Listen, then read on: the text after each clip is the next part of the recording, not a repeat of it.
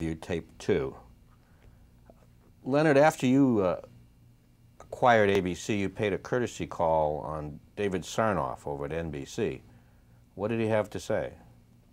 I had a call also from Nick Skank, also at Metro Goldwyn Mayer. But Sarnoff called me and he said, "Leonard, what are you going to use for programs on ABC?" And I said, "Well," I said, "you don't give me much choice between you and CBS. You've locked up all the talent, all the producers, writers, directors, and you've urged all the motion picture companies not to deal with us. So we're going to have to really bring Hollywood into the picture despite the fact that they say no." And he said, "Bring Hollywood into the picture?" He said, "Film. This is a live medium. Nobody's going to watch film on television." I said, "General," I said, "the public couldn't care less whether it was film or live as long as it's entertaining." He said, "Well, Leonard, I don't agree with you." He said, "I've been thinking about your problem." He said, "Why don't you do this? The best programs coming off of CBS and NBC, we will work it out so you can have them for your network." And I said, "Well, General, let me tell you something. I didn't acquire ABC to be a second-run network. I appreciate your thinking of me, but I'm not going to go forward on that basis." And that was it. And what did Nick Skank have to say? Nick called me to have lunch. He said, "Leonard, you're a traitor to the motion picture business." And I said, "A traitor? Why?" He said, "Well, you're going to take all the top personnel, writers, directors, producers, talent, and move them out of motion pictures into television, and we're going to go broke." I said, "Nick, let me ask you a question. If I could get on your next Clark Gable picture into every home on their television set with a promo on the coming picture of Clark Gable, what would you give?" He said, "I'd give a fortune." I said, "Nick, I rest my case. That's what you're going to have." They didn't believe us at first, but eventually they came about to it. Before you were able to buy ABC, you had to convince your board of directors. Now, you yourself didn't own much stock in the company. No, we did not. That took a lot of convincing. Tell us how that happened.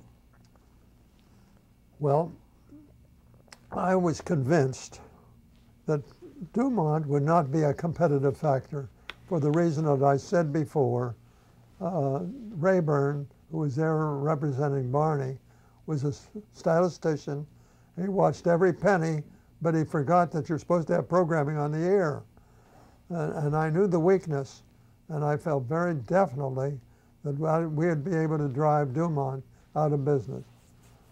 I had to convince our board of that fact. They said, "Well, this is an assumption you're making. It's not an existing fact." I said, "That's true," but I said, "I'm going on that assumption, and I think I'll prevail." And that was it. The board argued the thing till now 9 o'clock at night, and they couldn't come to a conclusion. And finally, one of the board members said, John Coleman was a man, he said, "Why don't we call Harry Haggerty of the Metropolitan Life? He's on the board of RCA, and he's also loaned CBS upwards of $60 or $70 million. And he said his judgment would be good." We all agree, and he got him out of bed, and we went over there to his place, to John Coleman's place. And he said, "Well, what can I do for you people?" And the board said that this man is anxious to acquire ABC, and we think it's too dangerous. All we have in hand is $50 million, and that can be eaten up awfully rapidly. And he said, turned to me and he said, "What do you say?" And I said, "Well, I think we'll lose money for 5 or 6 years, maybe a little longer.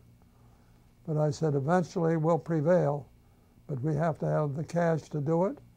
We have to have the guts and courage to go out and buy things for television, and we have to get Hollywood to open their doors to programming, to buy programming from them. And I said, I think I can do that. I said, right now our company is the largest customer of the motion picture industry. And I said, eventually I think we can prevail. And so he turned to the board and he said, I agree with Leonard. He said, not only I agree, but I'll be willing to advance up to a sum of money maybe close to $100 million. And that's how the deal went through. Now, once you actually acquired the company, that was the first time you went around and looked at what you'd bought. Yes. Were you surprised? I sure was. They were in terrible shape. They had not spent any money on their properties. They hadn't, as far as the help is concerned, they had probably paid low prices to get whatever they had. And actually, their studios in New York was where the old writing cabinet used to be. And it smelled to that effect, too.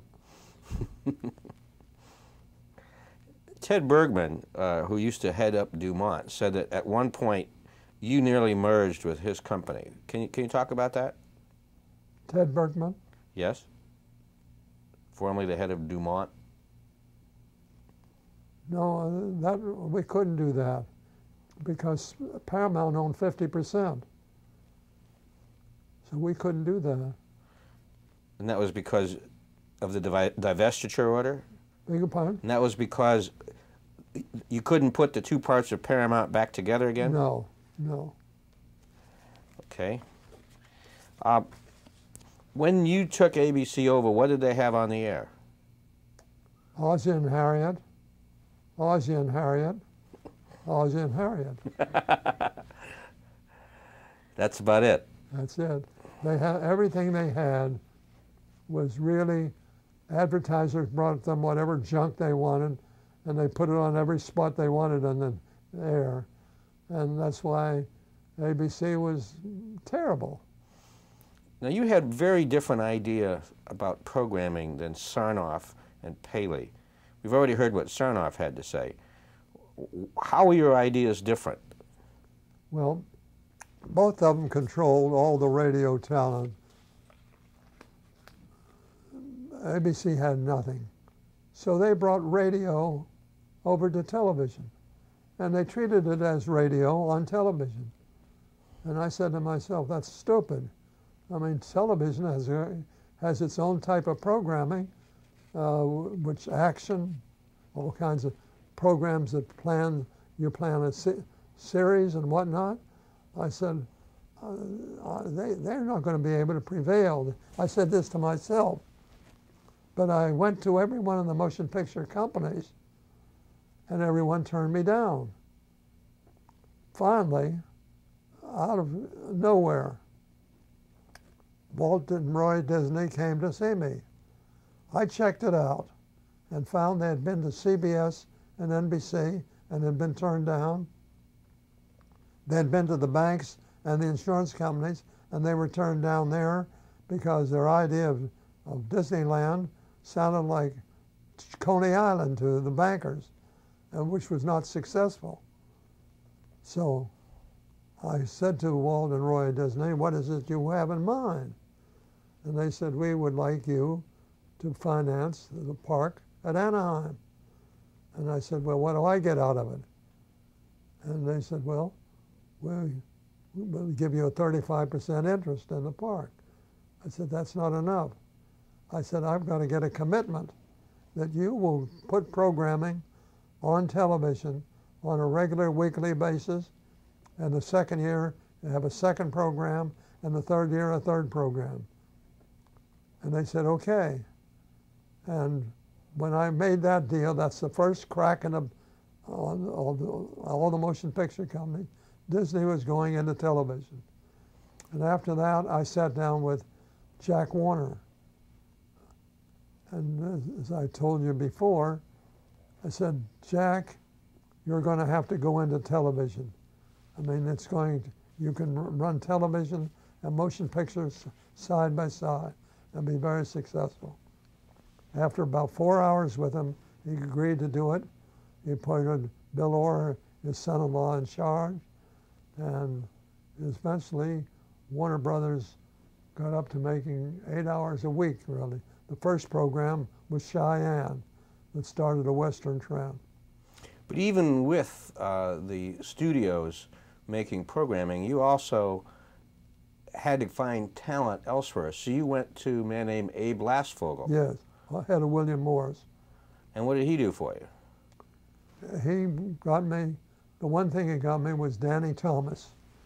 And Danny came up with Make Room for Daddy because he was traveling around the country all the time making personal appearances and was never home. And so he welcomed the opportunity. And he brought a number of other talents to me, but none of them were better than Danny Thomas. Now, you also in those early years, you had a fling at a show with Frank Sinatra. Oh, that was not till later. How about Sammy Davis? What's that? Sammy Davis Jr. Sammy Davis Jr., we had a pilot made, which was terrific. But because he was black, we couldn't get one advertiser to take it. How about Lawrence Welk? Lawrence Welk was a freak. We put him on a local station, our own station in Los Angeles, and he was doing very well. And the Chrysler Corporation saw him, and they liked him, and they said, we'd like to sponsor him on the network. We said, fine, we don't have anything else anyway. And so we put him on the network, and he was terrific, and was terrific, I guess, on ABC for 12, 14 years, maybe more. And finally, even though he was doing very well, we had to take him off because our objective was to cater to the young families of America. Now, once you had ABC and you began putting programming on the air, Paley had to take you a little more seriously, and so did Sarnoff. What kind of relationships did you develop with these two men, personal or otherwise? Very, Sarnoff, we dealt with him in our theater company, and we continued to do that. And it was a nice relationship. With Paley, he stood off. As I got word about it, he resented the fact that we were building a building next to his building for our offices and all that sort of thing. He never really came down to wanting to be friendly. What did you admire about him, if anything? Hmm? Did you admire something about him, anything at all? Absolutely not. His programming, in my opinion, was good. But his feeling the way he did and the hi-hat manner that is, I felt he couldn't prevail. Now, you have said privately that you thought that Frank Stanton never got enough credit. I agree with that. That all the glory was focused on Paley. Can you talk about this and mention some of Stanton's achievements? Frank Stanton, in my opinion, was the reason that CBS was able to grow the way it went. He was a very realistic man, very businesslike, well-liked by personnel, and well-liked in the industry, which Paley was not. And I think it's because of Frank Stanton that CBS had the success that they had. Now, you've talked at some length already about your relationship with Disney, but you haven't talked about your relationship with Disney before he came to you. Well, we always, with our Chicago station, Dave Wallerstein was the manager, we always ran, when he was opening a new picture, we ran the opening in Chicago to test it out, and had done it for years. So the relationship between ABC and Disney was very close on a theater level, and we maintained that through the years. So I think it was one element, even though he didn't come to see us until after he saw everybody else on Disneyland, I still underlyingly felt he had a warm spot for ABC.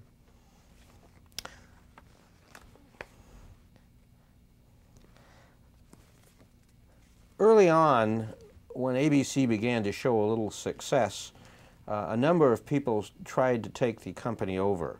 Norton Simon, Harold Janine, and then Howard Hughes. Can you talk about that a little bit? Sure. That wasn't until some years later. Yes. Howard Hughes sent Greg Boutzer was his attorney to see me about making a deal. He sent Max Rabb to see me about making a deal. He sent 4, 5, 6 different people about making a deal. And he wanted to buy our stations alone. I said, that's crazy. I'm not selling anything in part. I said, we're not going to sell anything in any event. He, despite that, went out and acquired a substantial position. Not majority, but minority. And I was concerned that he would add to that. So we took it to court, and they had said that he had no right to do that without getting the approval of the FCC, because any licenses had to get their approval. And we knew very well that if he had to make a public appearance, he'd turn it down. So we took it to court in New York, and they decided that he could do it, and we appealed it. And on the appeal, it was a 3-judge court. They ruled that the only way he could acquire it is he had to get the approval of the FCC, which meant a hearing. And the moment he heard there was a hearing, he canceled and got out. Do you remember the judge in that case? Friendly. I knew him from college. One of the brightest men that ever went through Harvard, but a good friend. Now, what did Norton Simon want with your company? I don't understand it. He sent Gus Levy to see me. Gus was a senior partner in Goldman Sachs. And he said he wanted to put Norton Simon on our board. And I said, Gus, not in a world will I agree to it, but if you want to go on our board, okay. But you're going to have to represent yourself, not Norton Simon. He wouldn't agree with that. I mean, Norton Simon wouldn't agree with that. We went over to see him at he had a place in one of the buildings on Fifth Avenue. And he had the head of his magazines there.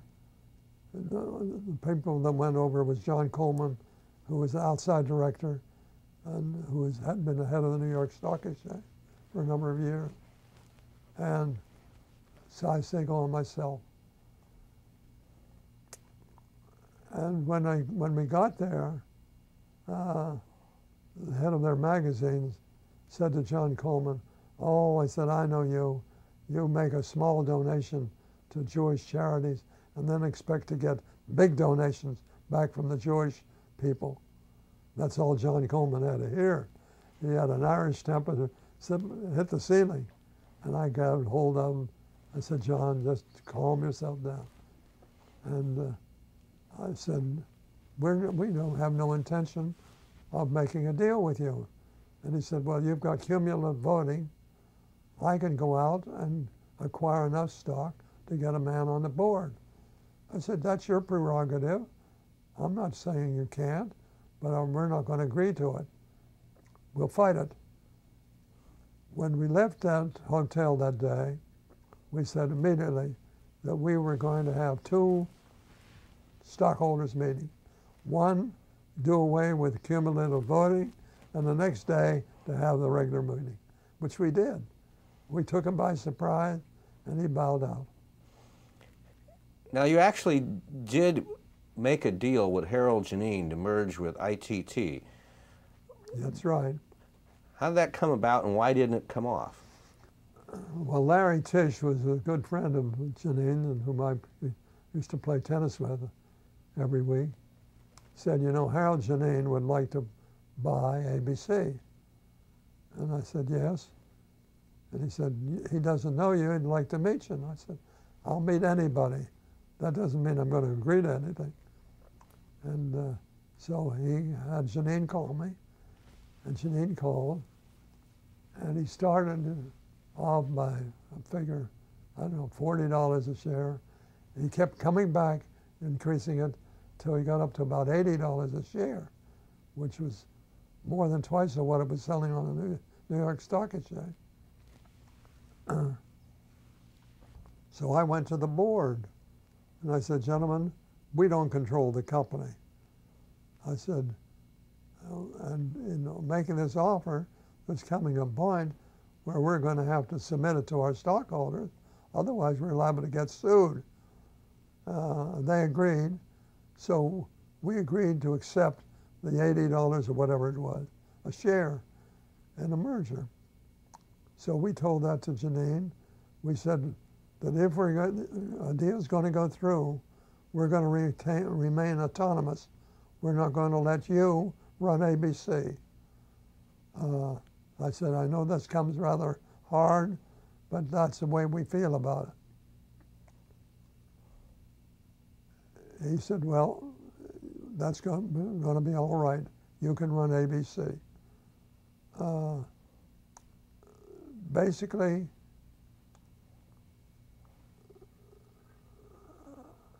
I believe, I'm just trying to recall, I think the number of stockholders, number of stockbrokers came back at us and said, you can't make a deal because he's controlled by foreign companies all over the world, and if they can bring pressure on ABC to promote their companies, it's really not proper. And so we brought that to the attention of the stockholders, but we still wanted to hold the annual meeting, and at the annual meeting they turned them down. And I heard, oh, no, I take that back. Before their annual meeting, Janine decided to pass, which he did. He backed out. Backed out. Lucky break. Yeah. In the 60s and the 70s, you hired a lot of very, very young executives. By the 80s, ABC had acquired a reputation as a sort of graduate school for the entertainment industry. Some of these people are Barry Diller and Michael Eisner, Marcy Karcher, Tom Werner, Brandon Tartikoff. Why did that happen? How did you have such an enormous pool of talent? When Ollie Trays was made president of the network, we had not been able to crack the NBC and CBS on programming. So he said, we ought to hire this man Lasseloff, I think that's his name, at Columbia, who's a very astute analyst and researcher, as to how he thinks we can outlast or outbid or outthink NBC and CBS. So we hired him, and after an analysis, he came back and said, CBS and NBC, bringing all their stars out of radio to television, have an old age bias. ABC has nothing. So what you should do is establish Young Families of America.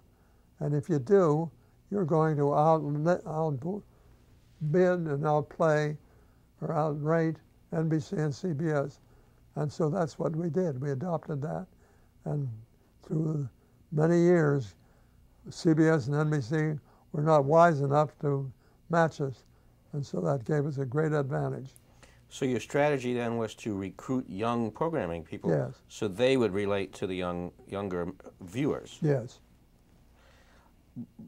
By the 70s, Eisner and Diller had risen very high in your organization. They were key programming people.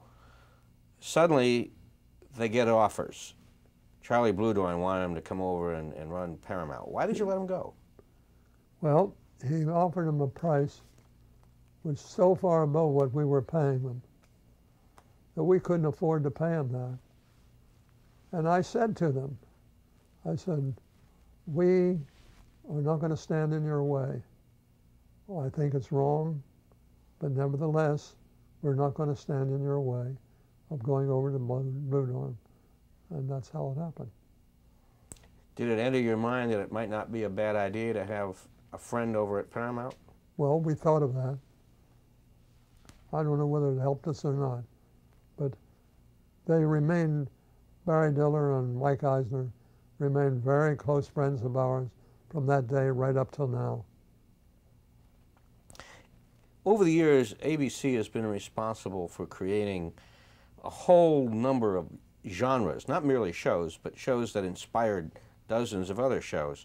And that's changed the face of television programming. Can you talk about some of these genres, like the westerns and the medical shows? Yeah. Could I look at the list? Of course. Of the shows that we've had? Would help me a little bit. When we first made the deal with Warner's, I told you before, the first program they came up with was Cheyenne, but they weren't sure, so they had 2 other programs running it every 3rd week. But the other 2 were Casablanca and Kings Road. Kings Road. We put it on the air. Cheyenne went through the top, through the roof, and the other 2 died.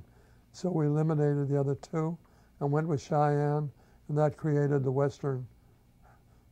And I think within a year or so, there were about 12 Westerns on the air. We had to, because we only had a 35% coverage of the country. CBS and NBC each had an 85% coverage of the country. So the only way we could possibly win is to come up with ideas that were completely different from CBS and NBC. So after the Western trend, we came up with 77 Sunset Strip, which was a caper type of thing, and that established a trend. Then we came up with Maverick, which humor and Westerns, and that established a trend. Then we came up with Naked City, which was an action type of show, which had not been done up to then, and it proved to be very successful, and it was followed with an Untouchables, which we put on the air. Then comedies, My Three Sons, Donna Reed. Then we had Flintstones, which was comparable to Simpsons today. Animated. What's that? Animated. Animation. Yes. And then we came up with Batman. And Batman's an example. Ed Sherrick is the one that came up with that. And he said, this is terrific. And we played it, tested it out, and it died in the test. And he said, there's something wrong here. This is not getting through to the public. So he said, we're going to replay it. And he said, Batman is going to be everywhere, in the bathrooms and anywhere you go, it's going to be on the public's eye. And so with the over-promotion, when that opened, it had a 40 share, a 40 rating, and went through the roof. We came up with Ben Casey, and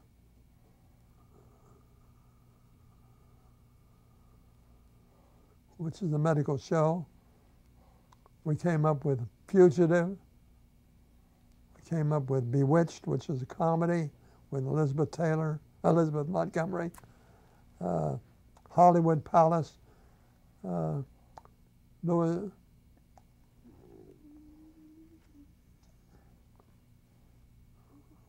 we had a deal with Lewis, Jerry Lewis. Jerry Lewis. Yeah.